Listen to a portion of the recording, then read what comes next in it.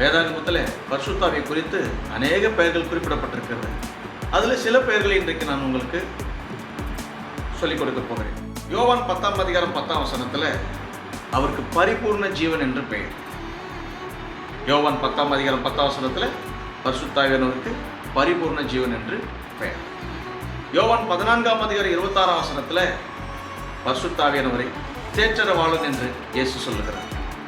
யோவான் 14:26 பரிசுத்தாவியானவர் இயேசு தேற்றரவாளன் என்று சொல்லுகிறார். ரோமர் 5 அதிகாரம் 5 இந்த பரிசுத்தாவியை தேவ அன்பு என்று சொல்லலாம். ஏன்னா மேலும் நமக்கு அருளப்பட்ட பரிசுத்தாவினாலே தேவ அன்பு நம்முடைய இருதயங்களில் ஊற்றப்பட்டிருக்கிறது என்று ரோமர் 5:5 பவுல் சொல்லுகிறார். ஏற்கனவே சொன்னது போல எபிரேயர் 11 அதிகாரம் 40 விசேஷித்த நன்மை என்று இந்த பரிசுத்தாவியானவருக்கு பெயர் இருக்கிறது. ரோமர் 6 அதிகாரம் 4 பிதாவின் மகிமை என்று பரிசுத்தாவியானவருக்கு பெயர் இருக்கிறது.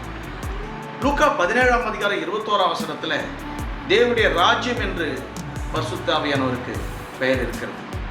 அப்போஸ்தலர் 1 அதிகாரம் 5 பிதாவின் வாக்குத்தத்தம் என்று பரிசுத்தாவியானவருக்கு பெயர் இருக்கிறது. இன்னும் நிறைய பெயர்கள் பரிசுத்தாவியை குறித்து நாம் பார்க்கலாம். எபிரேயர் 7 அதிகாரத்தில் இருக்கிறது. மெல்கிசேதேக்கு, பரிசுத்தாவிக்கு மெல்கிசேதேக் என்ற ஒரு பெயரும் இருக்கிறது.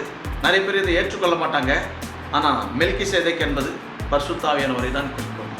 அவர் தேவகுமாரனுக்கு ஒப்பானவர். இயேசு தேவனுக்கு ஒப்பானவர், பரிசுத்தாவியானவர் இயேசுவுக்கு ஒப்பானவர். அதை நாம் தெரிந்து கொள்ளலாம்.